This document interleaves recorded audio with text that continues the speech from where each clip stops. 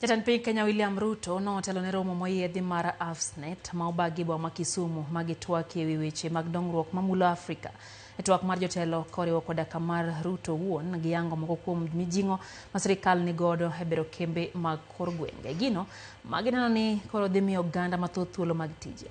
Bende olando chakruok mar gedo mar yawo kar rech ma Kabonyo Kanyagwal kaachiel gi dho wedhe mamoko 10 e alwora ma Nam Lolwe gi dwaro mar bero yore lupo kod tieko chenro mar omo rech kowuok e pinje maoko. Jatend migawo mar omenda John Mbadi kore bende osingo ne tend counties ma pachoka ni piny owacho ikore mar biro oro omenda ne counties e wang' sa. County government of Kisumu, Jean-Pierre Longbasi. We must advocate for models that promote balanced growth and development, not only within sectors, but also across regional and sub-regional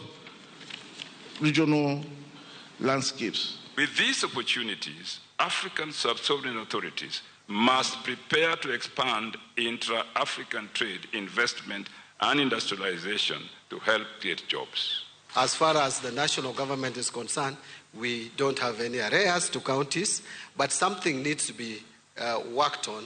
That is the control of budget and how that office can facilitate funds to leave the county revenue funds to the county governments. The Kabonyo fish facility here that will provide 7 million fingerlings every year is off to a start to make sure that we restock Lake Victoria and to make it much more viable for our fishermen and women. We are off to a start in the 10 landing sites along Lake Victoria from Busia all the way to Migori. We have now 7 new special economic zones for purposes of creating jobs for our young people, creating value for our products that we are producing, and making sure that we do more exports